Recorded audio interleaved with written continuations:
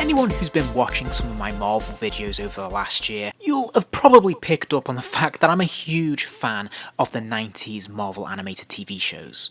In particular, I have an enormous amount of affection for the Spider-Man animated series because this was my gateway into the world of comic books and superheroes in general. Before this animated TV show, I'd only really seen Batman the animated series and the Batman films, and whilst I loved them avidly, it was the Spider-Man cartoon that turned me into a proper fan. It's not surprising then that a lot of my toys growing up were centred around this animated series because of course ToyBiz produced an excellent line and fairly expansive line of Spider-Man animated series toys to go along with the show.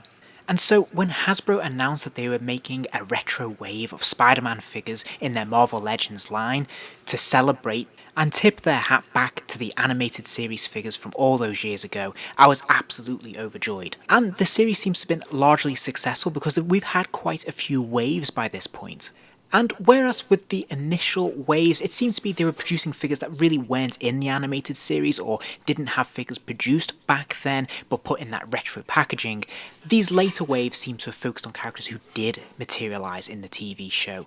And I think there's definitely more of an effort to try and replicate what we saw there. So today I'm going to review the latest wave of action figures from this line. First up we have the Spider Armour Mark 1. Here we can see the figure is in that fantastic retro packaging. This is identical to what we saw back in the early 90s. Absolutely fantastic. I love the colours. I love the billboard with the image of the character on the billboard there. And I just think everything comes together very, very nicely. It's lovely to see that cityscape in the background and the big Spider-Man animated series logo on top. Really colourful and very beautifully designed. And it still looks as good today as it did all those years ago. Meanwhile, on the reverse, we have that image of the character in the top right-hand corner. We have a bit of blurb about the character. And then of course we have the other figures in this wave as well, which still looks great. It's still very exciting and I think they've done a fantastic job of recreating this. The first thing you'll probably notice about this figure is that he's quite light. They've used that plastic that they often use on some of the movie figures, which I tend to think feel a little bit cheap and like there's a little bit less effort gone into some of the texturing and paint apps that we see in these figures. That being said though, I do feel that the silver is very nicely applied. It has that slight metallic wash to it, so it does actually look like it is genuinely armour, so I think they've done a nice job of that and that makes up for the very basic black tones that we see in the plastic. Now, for anyone who's wondering, this version of the costume did show up in the animated series very briefly towards the end of the show's run, and it was really a nod to the one appearance of this costume in the comic books, which was for an anniversary issue, I think, of Spectacular Spider-Man. However, you'll probably notice straight away that this isn't really an adaptation of that costume, it's more an adaptation of this version of the costume that appeared in the Spider-Man video game a few years ago. The differences are very subtle. Really, with this costume, it's a lot smoother when it comes to the shoulder pads and around the shin pads. It's less bulky and it's more streamlined. Personally, I don't mind this and it actually helps and aids the articulation, so I think it's a bonus. I think the sculpting of the costume is actually quite nicely done. I particularly like the spider logo here. I think that's very well done. And as I said, the silver paint works really, really well, so it actually is quite attractive overall. Likewise, the spider emblem on the back is very nicely done. It does look like it's actually made out of metal, so I think they've done a very good job of that. And we can see they've sculpted some of those armour pieces onto the actual boots and of course on the shins as well. And this all looks really good, and the best part is of course that it works very well with the articulation. And speaking of articulation, I'm going to run through it with this figure once, but it is the same on pretty much all the figures in this wave. So he has a ball jointed head, so he can spin his head from side to side. He can look up and down a really good distance too, and this is pretty strong. He's also got ball jointed shoulders, so again he can kick his arms right the way up. It's supported with a biceps swivel, and of course he's got double jointed elbow, so he can really get his hand right the way back to his head there, which is great. Then there's a pin swivel at the wrist, so of course he can spin his hand 360 degrees, and he can also hinge his wrist forwards and backwards as well. Again, no hindrance to this articulation, which is fantastic. Now he does have a swivel at the waist, meaning he can spin right the way around if you want him to, but he's also got that fantastic ab crunch, which is nicely hidden by the design of the sculpt, which is great, and he can look forwards and backwards a really healthy distance, which is fantastic. He's got those ball jointed hips, so the legs do kick out to the side. He's got a supporting swivel at the top of the thigh. The legs kick forwards, they kick backwards, and he's got double jointed knees, so he can kick his legs right the way back there, which is absolutely fantastic. And this is all finally supported with that ankle pivot at the very bottom there, that ball joint that allows the foot to arc from side to side, hinge forwards and backwards, and it looks great. It's probably worth pointing out that there is no Build-A-Figure as part of this wave, but we do get a few accessories with each figure. In this case, we get an extra pair of hands, which have his whipping hands, and we get some web effects. I have to admit, I wasn't expecting an awful lot from this figure, but he's really won me over, and I actually think he's earned a 4-star rating here, because this figure is super poseable. I think that's one of the key highlights, that you can put him in all sorts of different poses, and I think that's absolutely fantastic and crucial for a Spider-Man figure. The sculpting is really well done, and I love the paint apps on the silver, at least on this costume, which looks absolutely fantastic.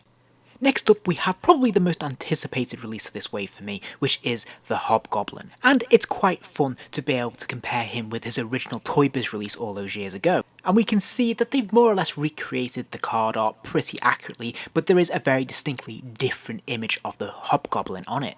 What's really nice about this figure is the fact that they actually have given him his proper colourings from the TV show or the animated series, which hasn't been attempted before, even in the original release. That said, when I saw the first promo images, I definitely had mixed feelings, and that largely comes down to the head sculpt. Now, there's nothing inherently wrong with this head sculpt, and it's definitely grown on me, but somehow it feels a little bit off. Maybe it's because the cowl doesn't come quite close enough to his nose, there's a little bit too much forehead there, and also the expression on the face, the teeth, maybe there should have been more of an open mouth, but somehow it just doesn't look quite right. Which I think is a strange choice, because I feel like they've gone to efforts to try and authentically recreate what we see on screen. The colour combination is quite accurate for what we see on the tunic and in the limbs, and of course on the cloak.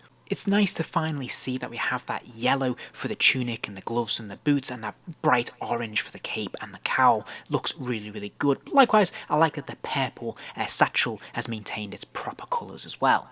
But then, oddly and inexplicably, it just misses the mark when it comes to the cape, because this is all tatty and ragged, and I'm not sure why, because this isn't how it appears in the animated series. And it looks to me like they've recycled the Demo Goblin cape from the Bath a few years ago, which is a shame, because we can see they've made an effort to sculpt what I think is a brand new sculpt for the cowl, which looks really good and distinctive. And whilst we're talking about the cowl, in case you're wondering how it compromises the articulation, there's a little bit, but overall you can do quite a lot with this. You can still spin his head right the way around and nod it up and down a fair distance as well, which is fantastic. He does come with a handful of accessories as well, including his Goblin glider and his pumpkin bomb.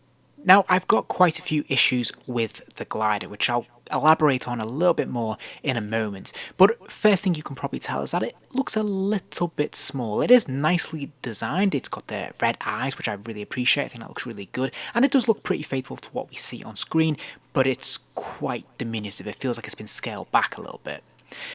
The pumpkin bomb, on the other hand, looks absolutely fantastic. We can actually see there's some fantastic fine paint apps in there, and it is a translucent plastic, so the light will shine through it to make it look like it's glowing. The only problem I found with it is that there isn't like a peg hole for it to fit firmly in his grasp, so you do have to persevere with it, because there is a danger that it will just slip out of his fingers if you're not careful. Now, I did say I had more issues with the glider, and that's because he doesn't really stand on it too well. It's very problematic. Trying to hook his feet in here is very, very tricky. It doesn't seem to naturally fit him very well. It's not like there's a particular pose that you can get him in that will fit this comfortably. There is a danger that he's going to constantly fall out of it and fall over. Now, if you persevere, it can be done, but it never feels particularly comfortable, and it feels like he's going to slip out at any moment. And when you do finally manage it, it just doesn't look quite right. It doesn't look quite to scale. It's definitely larger than this in the TV animated series, and yeah, it just looks a little bit silly like this. We've had quite a few different versions of the Hobgoblin from the Marvel Legends line across the years, but my personal favourite has to be the ToyBiz Hobgoblin. And putting these side by side, I think we can definitely see some of the key advantages that each has over the other. Certainly the ToyBiz version is a lot more muted in its colouring, and he does also sport those very unattractive ball joints in the hips. That said, I do think that this is actually probably the superior figure. If we look at the base with the glider, it looks absolutely fantastic and it works really well, much better scale. Plus also the pumpkin bomb actually fits into his hand very nicely through a peg. And then finally, if we compare the two head sculpts, I just think the ToyBiz one is head and shoulders, pardon the pun, above this retro version. The eyes are just much bigger. It actually has some of those ridges around the eyes as well, which is very nicely sculpted. And of course he has the open mouth, so he looks like he's laughing maniacally, and it just looks a lot better, a lot more authentic. So all in all for me, it's still a 4-star figure.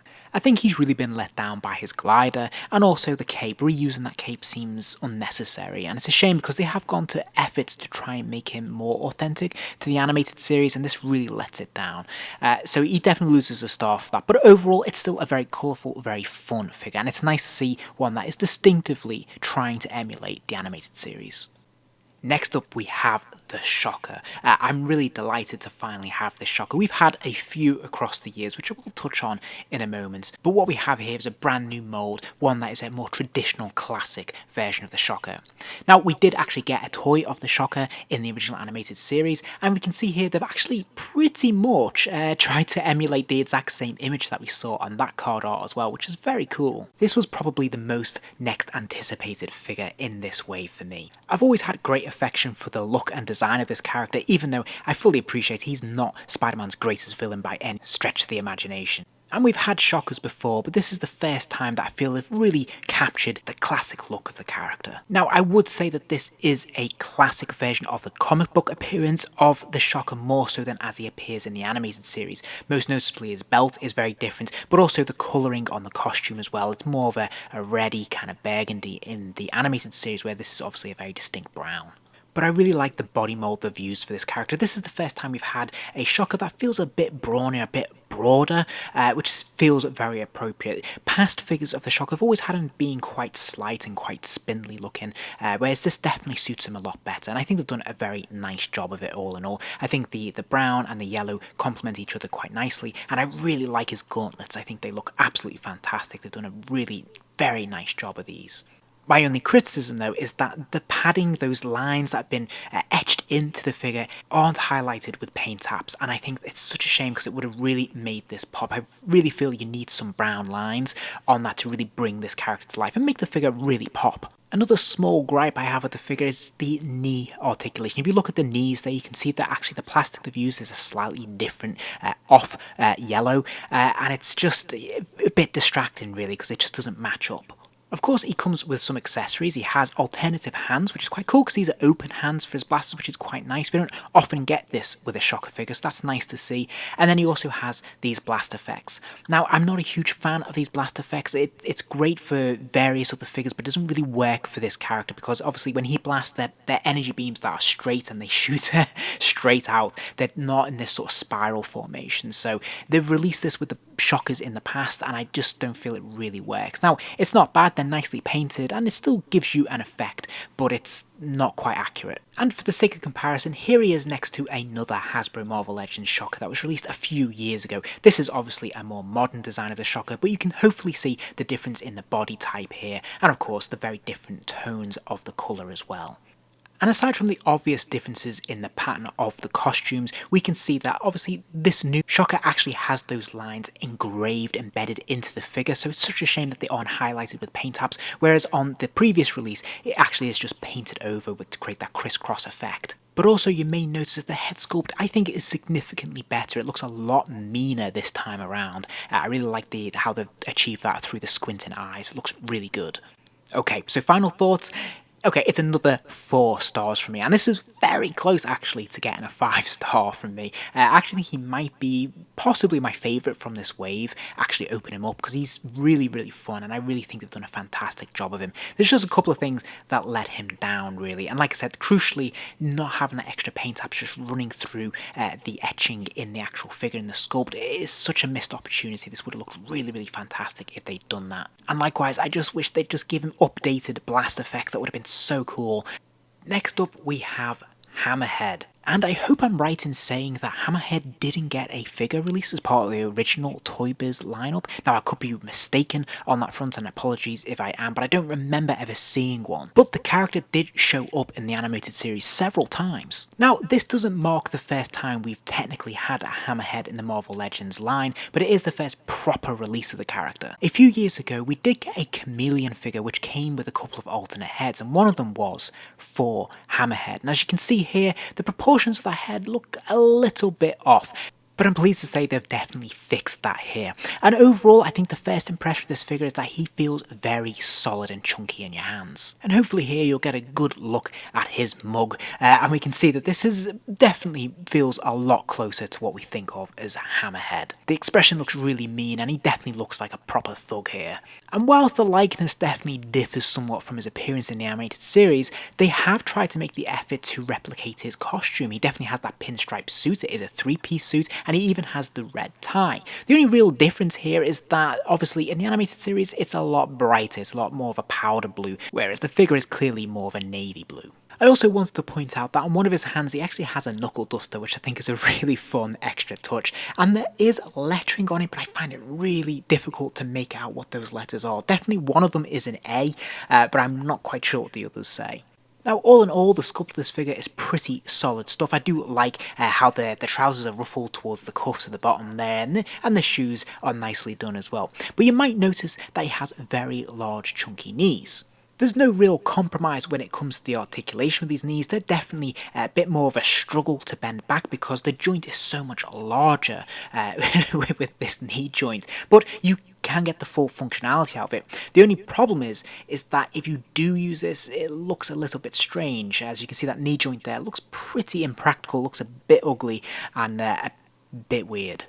And while we're talking about articulation, I should probably address that the torso, the ab crunch articulation, which is there, the joint is there, it's very difficult to get any use out of it. Because really, when you're bending him forward, it's going to come from the legs and not from this joint because of that wrap around, that rubber blazer that he's got. You can't really make the most of this articulation. In terms of accessories, he doesn't come with an awful lot. He has an extra pair of hands, and he has this baseball bat. And so, once again, for me, this is another 4-star figure.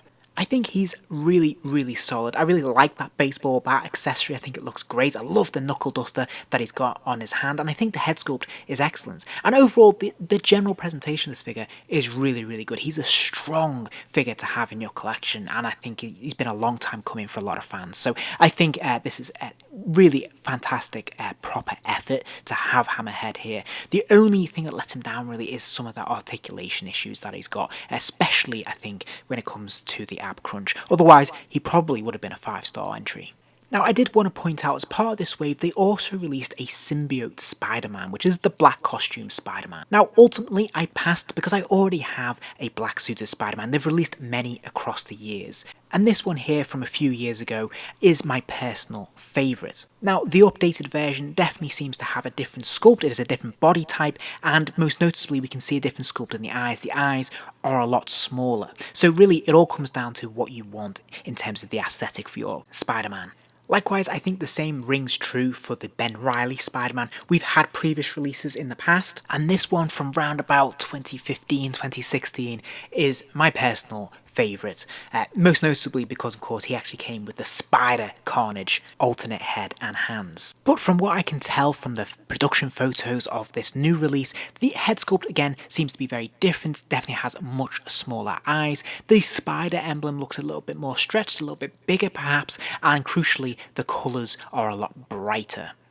And finally today, I'm going to take a look at the Sandman. Now, Sandman wasn't released as part of this wave. He was kind of released between waves as a special. And again, Sandman is one of those characters who didn't actually materialise in the animated series himself, and he didn't get a figure as part of that lineup. So it's fun to see him in this packaging, and of course to see that card artwork to imagine what might have been. The key difference with this packaging, of course, is that on the reverse there are no other figures. Instead, we just get an enlarged image of that very nice image of the Sandman coming towards us, which is great. Over the years, we've had no shortage of Sandman figures in the Marvel Legends line. He was even a builder figure a few years ago. But this figure is definitely a fresh take and offers something new. And straight away you'll probably notice the main head sculpt is that fantastic partially degraded sand where presumably Spider-Man's punched right through his head there. That looks really cool, and I don't believe we've seen this piece before. So all in all, this is a really fantastic start. I also really like the body mold they've gone for. It's bigger and broader, and it looks a little bit different to a lot of the other figures in this line, so it makes them feel a bit more distinct. The colours are very nicely applied, and I really like the rolled up sleeve effect. The only thing that throws me off with the sculpt a little bit is those ball joints in the shirt, the ankles there, because it obviously is a clear separation between the cuff of the trouser and the boot there, and it just looks a little bit incongruous and it's a little bit obvious, which is a bit distracting. But as so often is the case with Sandman figures, the best part of the figure really is his accessories. And he comes with an alternate head, which isn't sandified, for lack of a better word. He has an alternate hand, a fist, a sand hand, and he has a sand mace, which is one we've seen quite a few times over the years. And then he also has sand cuffs as well, to make this look a bit more seamless. For a point of comparison, I think it'd be interesting to put him up against the ToyBiz Sandman from a few years ago. And I think you'll agree that the differences are very, very marked. Obviously, the ToyBiz version is significantly taller, actually, which is surprising. But the overall look and feel of the character definitely feels much more authentically captured in this new release. I also definitely prefer this scowling head as well. It's almost a shame that this actually isn't the one with the sand effect, because that sand effect head has more of a neutral expression, when really surely that should be the one that's a bit more aggressive. And again, comparing the head sculpts, there's definitely a lot more detail in the ToyBiz face, but I think probably a little too much. It just looks a little bit too ingrained there, too many lines, and it doesn't. It's very good sculpt, but it's not quite accurate to what we'd expect to see in the comics. Whereas I think this softer version works a lot better. And it's probably worth showing the difference in the sand arm effects as well. I actually think it's quite nice that the ToyBiz version actually has that elongated effect, and he actually has a number of different options. He has a hand that is articulated, but he also has a sort of sand trap as well, in a sort of cylinder sort of shape, which is pretty cool, but they do look a little bit too long, a little bit too elongated, and the mace ball in particular looks a little bit silly, a bit weedy in comparison to this new release, which feels a lot chunkier and a lot more menacing, I think. So in something of a first for me, I'm going to award this figure another 4-star, and it's the first time I think I've ever awarded an entire wave the same score, which means obviously it's a very strong line. This is a really consistently good, well-produced figure line, which I think is fantastic. None of them quite managed to break into the 5-star category. There's always something with each of them that sort of holds them back a little bit, but they're all very, very strong entries, and I think overall it's a pretty fantastic set. If you enjoyed this video, please do give it a like, and remember to subscribe, as there'll be plenty more videos soon.